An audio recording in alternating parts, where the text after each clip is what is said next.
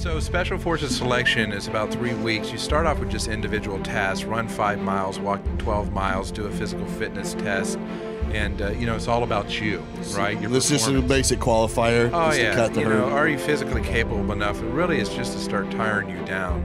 And then they put you into what they call Team Week. And they put you together with a group of people you never met in your life. There's no rank, there's no name, just a number.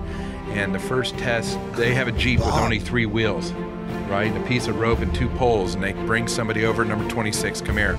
Here's your mission. I want you to take that tank of your people, and I want you to meet us at this grid coordinate in 4 hours. What are your questions?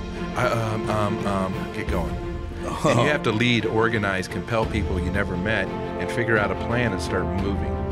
And there's people who just crack. They can't operate that way, right? Green Berets are more like mountain men, right? They're kind of curious and unconventional. They don't listen well. They operate in small teams, probably in trouble most of the time. But they take others and they train them on basic infantry skills. We drop in pallets of weapons and bombs. Our Special Forces medics are like voodoo witch doctors, and they treat cattle and camels and dentistry and OBGYN for the village. So you live with them, right? You can't just jump in somewhere and the next day encourage somebody to fight. You have to actually have a bond and tell stories and be in the campfire and share and sacrifice. Army Special Forces, the Green Berets, in the process, once you get past selection, the next 6 months to 10 months, they pretty much just tear away every level of who you are, of your ego. You know, if we're gonna go like Freudian, they're just stripping away everything down to the most raw element of you as a human. And you are so exposed and you're so vulnerable at this point that then they can start building a fresh foundation. And they start putting in the cornerstones of never quitting, of always working hard, of planning relentlessly, and strategically looking for every opportunity to never have a fair fight. If I'm gonna go and kick a door in and there's 4 bad guys in there, cool, I'm gonna have 250 dudes with me. We're all gonna have better guns, we're all gonna have better ammo, we're gonna have better sights, because we never wanna fail again, because we felt so raw and exposed. And that's different from all other special operations, and I think that's why Special Forces specifically has been so successful and so unheard of. No. Hey, save your energy. Let's go. There. You're good.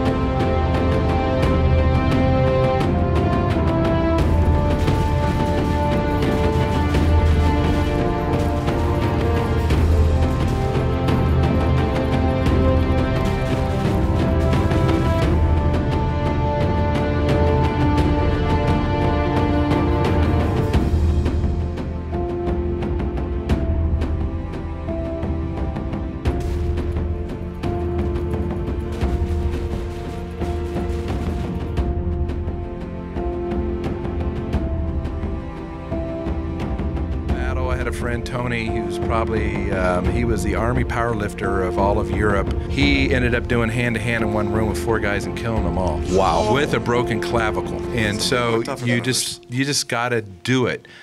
And, you know, sometimes you'll run into a room and guys will surrender right there. Sometimes, you know, they'll start shooting. And you're just, you know, going. We have multiple ways to infill, whether it's airborne, air assault, vehicles, walking. You know, you analyze the mission right in front of you. There's this compound, there's, you know, 50 houses around it. You know, they can hear the helicopters coming because of the height of the mountains around it.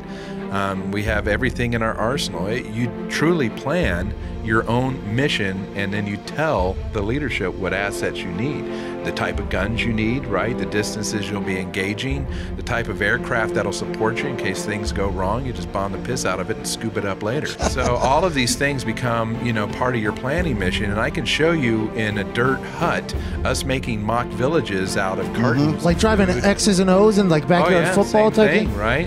And so we plan our mission ourselves. We would ask for the assets, whether, you know, it was helicopters or gun jeeps or something. We had it all there for us. And just like here, we'd kit up and we'd just fly out there and knock it out that night.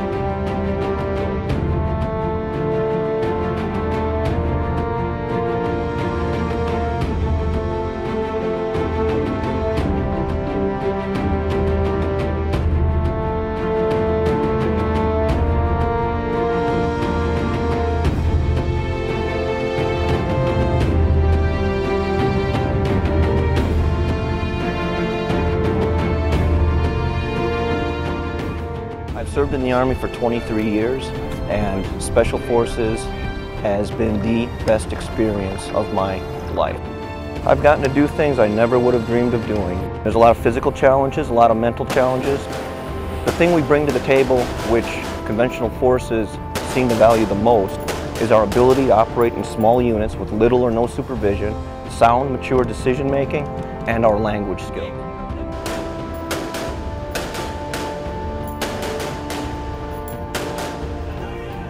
Special Forces is a much smaller unit. It's a 12-man detachment. Most of our missions are time sensitive.